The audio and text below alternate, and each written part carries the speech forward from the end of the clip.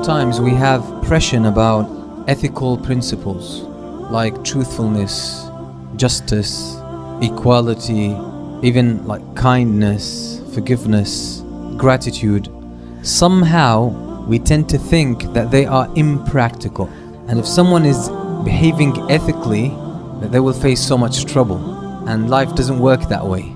Basically, there is a tacit accusation. There's a tacit accusation here towards Allah subhanahu wa ta'ala in our attitude. I'm not saying we are verbalizing it, but as in Arabic they say بِلِسَانِ الْحَالِ لَا بِلِسَانِ الْمَقَالِ, right? It's the statement you're making through your attitude, not verbalizing with your tongue. But your attitude, our attitudes as human beings, our actions actually make statements. And sometimes these are more powerful, much more powerful than what we say. So it seems that when we have such a tacit belief, we are actually accusing Allah subhanahu wa ta'ala that He wants us to adhere to principles that will make our lives difficult. Principles that are dysfunctional. So we think we know better, so we resort to other means.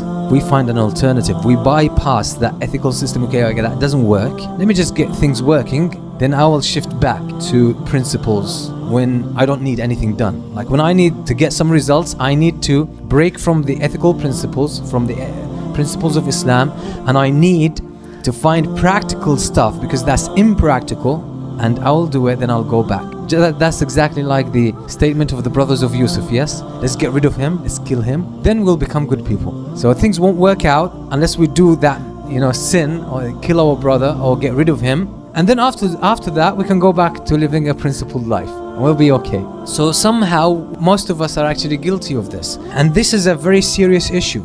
It's a very serious issue. The reason is, Allah created this life and this universe, and Allah designed principles, these ethical principles of honesty, of charity, of forgiveness, of generosity, of thankfulness, of forgiveness, of equality, of humbleness and humility.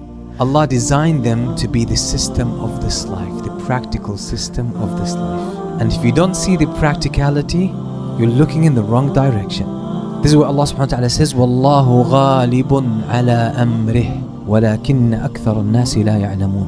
And Allah will make everything come back to the truth. Allah will make everything come to its right course, take its full course and come to the right point of balance.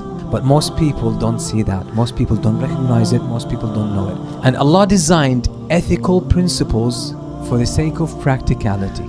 So ethics speak the language of this universe. They're not against it. They're not impractical, but they need patience and insight. So if you lie, you get away with a lie and you avoid the blame because of lying, you think you've made it. But you don't know that sometimes probably 30 years down the line, the implications of this lie through this universal, beautiful system that Allah put in this universe will actually come back to you. But by then you've forgot about the lie, so you don't make the connection. And you say, where is all this, why is all this coming my way? Where did it come from? Everything you put in this, there's a balance. This whole universe worships Allah subhanahu wa ta'ala. All of it. The only two types of creatures that have choice are human beings and jinn.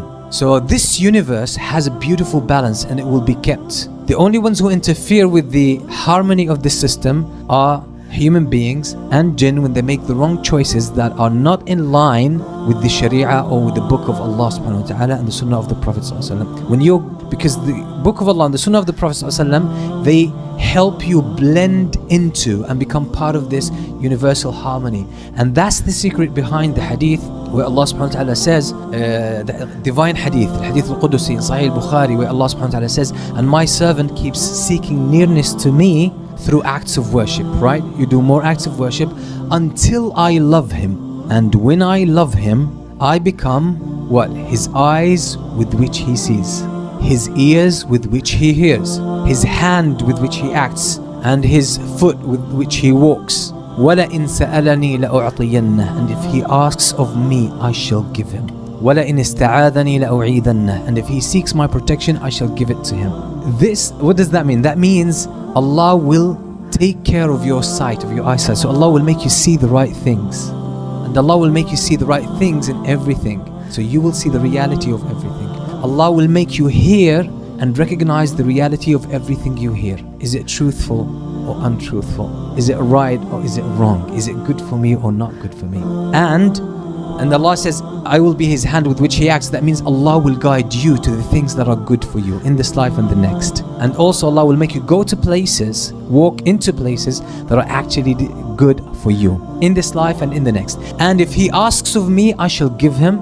And if he seeks my protection, I shall protect him. In a hadith reported by Imam Ahmad in his Musnad, and it's Sahih, famous hadith, Allah subhanahu wa ta'ala, or the Prophet says, whoever makes this dunya his main concern, man kanat ad-dunya hammahu, shattat Allahu amrahu. Allah will increase his concerns. Allah will increase his worries and his troubles. شتت الله أمره وجعل فقره بين عينيه. And Allah will cause his poverty and lack and lack in front of him wherever he goes. So he will find lack wherever he goes. وَمَنْ كَانَتِ الْآخِرَةُ هَمَّهُ, whose ever main concern is the akhirah, and is Allah subhanahu wa ta'ala, جَمَعَ اللَّهُ لَهُ شَمْلَهُ. Then Allah will reduce all his distractions and his worries into one cause.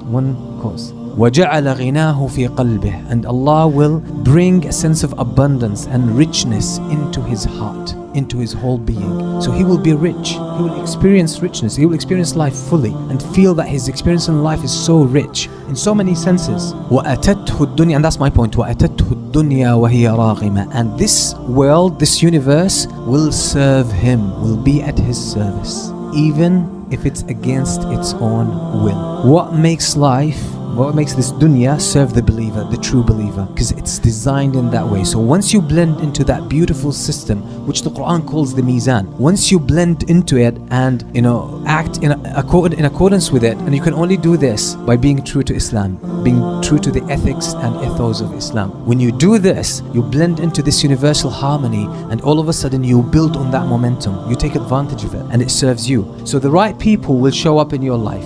Things will come right on time when you need them. And things that sometimes you chase will run away from you because they're not good for you. Only the good things will come to you. So the whole universe will serve you. And this is what the Prophet ﷺ is saying. This world will serve him even if it's against its own will. Allah will cause it to come to your service. Where does this come? It comes from the fact that our ethical principles, ethical teachings of Islam, the general guidelines of Islam, all of them are in harmony with the universal system. And if you think, even for a moment, that your benefit or your interest lies in anything against Islam, then you are short-sighted when it comes to that. You're not seeing the whole picture.